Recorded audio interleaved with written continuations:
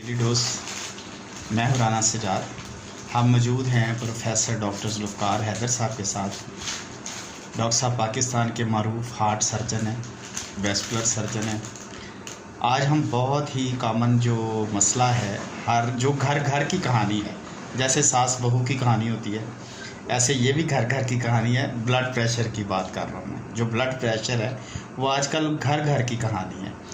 तो सर से बात करते हैं ताकि हमें पता चले कि ब्लड प्रेशर क्या होता है, इससे बचना कैसे है और इसके नुकसानात क्या क्या हैं। सर, ब्लड प्रेशर के बारे में बताइए। ये घर घर की कहानी है। ये जो ब्लड प्रेशर है, हाई ब्लड प्रेशर जो है, इसके क्या नुकसानात हैं, ये क्यों होता है और इससे बचाव कैसे मुमकिन है? देखें, तकरीबन 90% जो ब्लड प्रेशर होता है उसकी किसी को भी पता नहीं होता कि इसकी वजह क्या है। जी, जिसको हम एसेंशियल हाइपरटेंशन कहते हैं। जी। और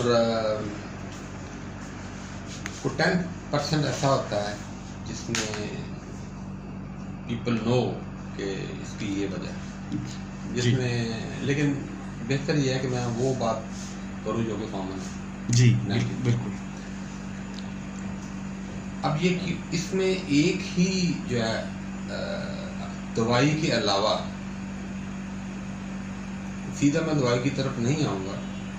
वो लोग दवाई से, ज़्यादातर लोग कहते हैं कि दवाइयाँ महंगी भी बड़ी हो गई हैं और दवाई ना ही हो तो अच्छा, साइड इफेक्ट्स भी लाजमी होते हैं।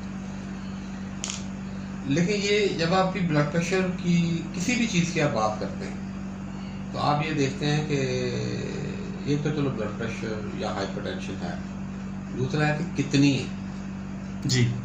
अब माइल्ड भी है, मामूली भी हो सकती है। हाँ जी। मॉडरेट भी है जी। और बहुत ज़्यादा सीवियर भी है। जी। सीवियर जो है कि उससे ब्रेन हैमरेज भी हो सकता है कि मैं 180, 190, 200 के साथ, आपको पता है जी। लोग वॉक इन करते हैं 220 के साथ। बिल्कुल। और उनकी हिस्ट्री भी होती है पहले फॉलोज की। जी, बिल्कुल। और मॉडरेट हाइपरटेंशन भी होती है और काफ़ी कॉमन है। और माइल्ड जो है वो, उसकी डेफिनेशन जो है, माइल्ड हाइपरटेंशन की डेफिनेशन भी थोड़ी सी, मतलब आप समझ सकते हैं कि डिपेंड करता है कि बंदे की एज कितनी है, जी। बंदे की फिजिक कैसी है, और चंद एक और चीज़ें होती हैं। तो बेसिकली मेरा ये कहने का मतलब है कि आपने सिर्फ ये नहीं देखना कि ब्लड प्रेशर, हाँ, ब्लड प्रेशर कितना है। जी। अगर तो माइल्ड है, माइल्ड लोग ज़रूर मेरे से मतलब पूछेंगे इस वीडियो को देख के कि माइल्ड से आपकी क्या बात है, वो फिर मैं वही बात करूँगा। माइल्ड से मुराद है कि उसकी एज कितनी है। जी, बिल्कुल। और ऑन एवरेज मैं आपको बताता हूँ कि अगर कोई 40 साल का बंदा है, हाँ, वो अगर 140/90 ठीक है, ब्लड प्रेशर है और इससे नीचे नहीं आता, ठीक है, ये परसिस्टेंट। ठीक है। कुछ लोग कहते हैं 1 या 2 रीडिंग चेक करके कहते हैं कि ब्लड प्रेशर ज़्यादा आ गया। जी, वो भी इतना वैलिड नहीं होता। ठीक कुछ है। खाना खाने के बाद करते हैं, खाना खाने के बाद ब्लड प्रेशर वैसे बढ़ जाता है। जी, ठीक है। कुछ ये होता है कि तेज वॉक करके आए हैं, उससे निचले वाला ब्लड प्रेशर थोड़ा सा कम हो जाता है, ऊपर वाला बढ़ जाता है। ठीक है, जी। ठीक है ना, वो भी एक्सेप्टेबल नहीं। कुछ कहते हैं white coat high blood pressure, यानी कि डॉक्टर को देख के जी। वो, लेकिन ज़्यादा मैंने देखा कि वो ज़्यादा है नहीं। तो अक्सर लोग आते हैं, वो कहते हैं जी आपको देख के ब्लड प्रेशर बढ़ गया। हाँ, तो वो किसी हद तक होता है लेकिन ज़्यादा नहीं होता। ठीक है। अब इसमें माइल्ड को मैंने इसलिए हिट किया है कि माइल्ड ज़्यादा कॉमन है और इसमें ये विदाउट मेडिकेशन जी, इसको कंट्रोल किया। ठीक। तो सर, ये वजूहात क्या होती हैं ब्लड प्रेशर के बढ़ने की? नहीं, वो मैंने आपसे अर्ज़ की ना कि 90% में जो है ना एग्जैक्ट कॉज नहीं पता होता। लेकिन ये है कि फैमिली हिस्ट्री भी काउंट करती है, मोटापा बहुत काउंट करता है। ठीक हो गया। लोग को हमने ये देखा है कि अगर किसी को माइल्ड हाइपरटेंशन है तो अगर उसका वज़न हम कम कर दें तो वो ठीक हो जाता है। ठीक है, बिल्कुल।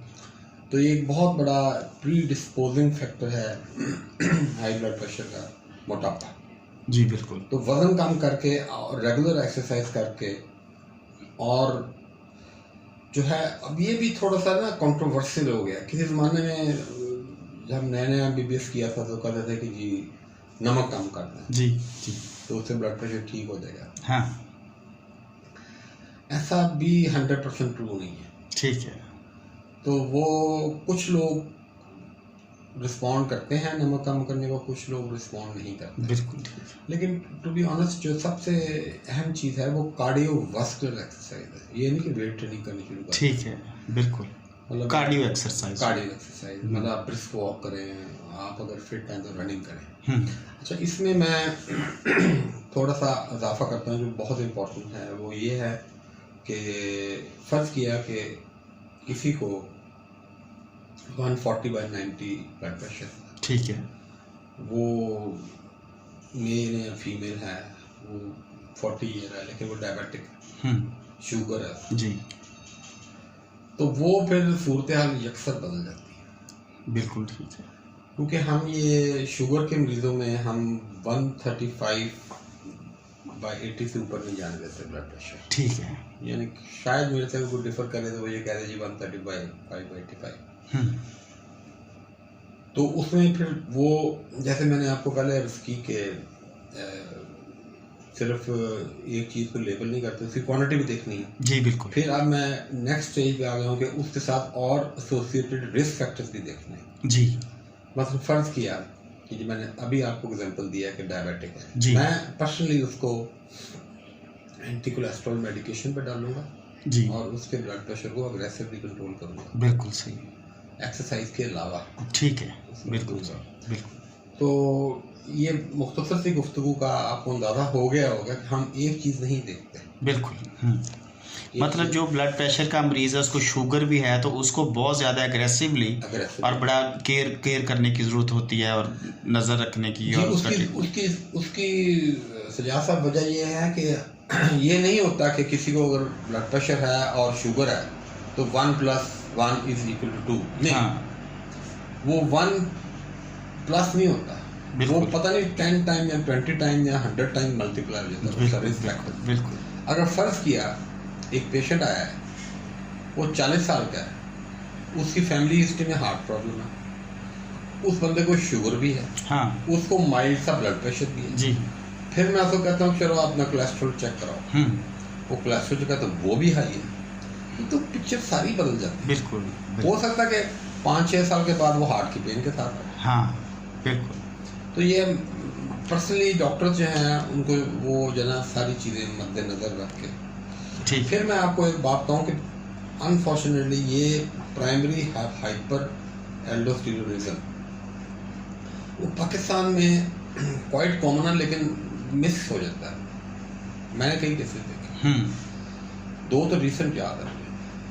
वो हाइपर एल्डोस्टेरोनिज्म जो है उसको कहते हैं रेजिस्टेंट हाइपरटेंशन। ठीक है, कि वो ठीक होती ही नहीं ब्लड प्रेशर जब तक कि आप उनको खास किस्म की दवाई न डालें। बिल्कुल ठीक। उसमें ये होता है कि उनके ग्लैंड होते हैं, उनकी रतूबत ज़्यादा बन रही होती है जो हमारी किडनी के ऊपर होते हैं, जिसको हम कहते हैं रेनिन एंजियोटेंसिन एल्डोस्टेरोन एक्सेस जो है ना वो डिस्टर्ब होता है जी।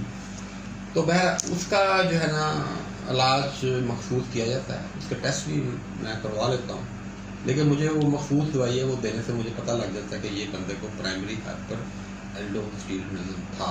ठीक है।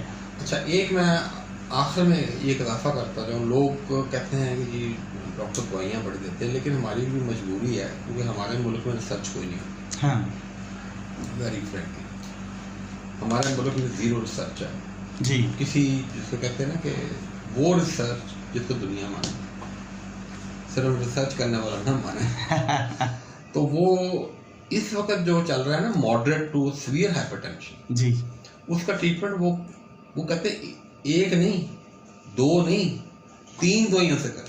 हाँ, और 3 दवाइयाँ लो डोज में दें ताकि किसी दवाई को इतना ज़्यादा ना दें कि उसके साइड इफेक्ट। बिल्कुल सही, बिल्कुल।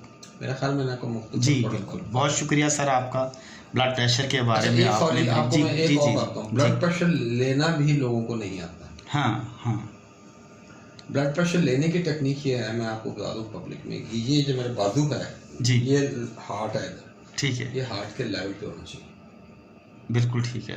ठीक है, ये ना हो कि आपका बाजू ऐसे लटका हो हाँ, और आपका हार्ट इधर है, हाँ, वो ब्लड प्रेशर ज़्यादा आएगा।